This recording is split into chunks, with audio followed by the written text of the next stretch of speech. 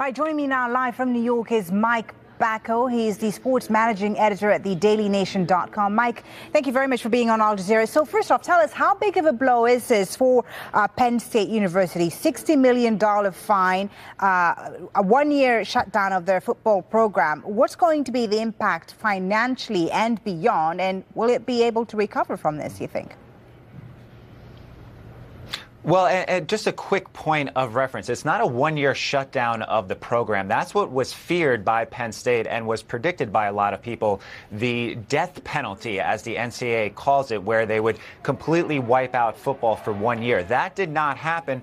But in a way, it's almost worse what did happen. You mentioned the $60 million in fines. That's revenue that they bring in for football. That's something that they could pay out. But in terms of vacating all those wins, having their scholarships reduced, all the things that go along with promoting the program and having a viable program, all of that was stripped away by them. So this, in essence, was a death penalty for them. I can't imagine them ever being able to compete the way that they did over the last 4 decades with Joe Paterno as the head coach. And what does this do to the image of the university, you think? I think right now what Penn State needs to do as a university is get back to the idea of Penn State as a learning institution. For so many years, rightfully so, because they won, it was known as a football school. Penn State needs to wipe that away and focus back on academics, on the students, on the community, on all the things that made Penn State great before football even came about from it. But right now, what's in the minds of everyone, not only here in the U.S. and in Pennsylvania, but around the world, is this scandal, and they need to take a lot of steps to have people forget about this. But it's something that not only should not be forgotten, but won't be forgotten for many, many years. Now, let's talk about the decision against Joe Paterno. Of course, he was one of the most decorated coaches in U.S. footballing history. Just how big of a blow is this NCAA ruling decision against his legacy, or was his legacy pretty much damaged with the Sandusky scandal? I think his legacy was tarnished. Wins on the football field do not make up for his actions off the football field.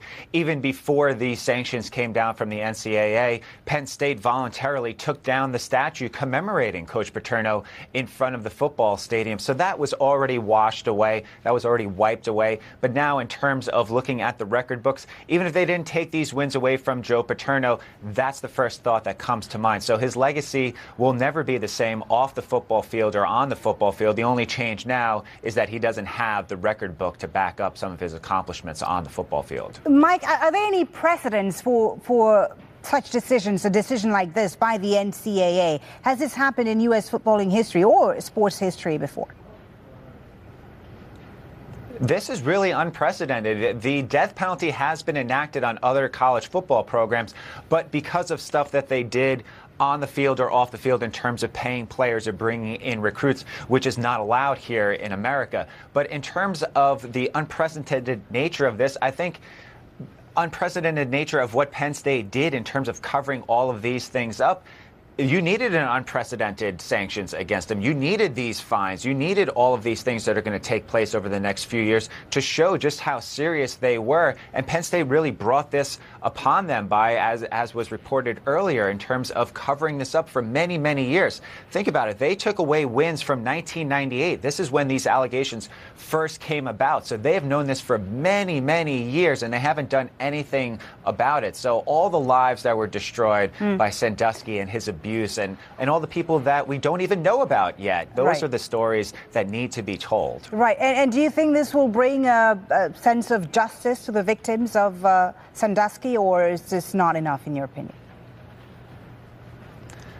Really, what could bring back their lives and all the things that Sandusky took away from them by this abuse. But in the short term, and if you just looking at it from what Penn State has to do, $60 million to advocate groups to help people who have been abused and to help these victims, that's certainly a start in terms of getting retribution against Penn State. Penn State never being a football powerhouse again. I'm sure that'll make some people happy. But in the long term, I'm sure that all of those victims, all all the people that have been touched by that, there would be no amount of money that could make up for that. So when you think about it from the victim standpoint, none of this really matters to them. Okay, Mike, thank you so much for talking to us. That's Mike Bako, sports managing editor at the dailynation.com, joining us from New York. Thanks for your time.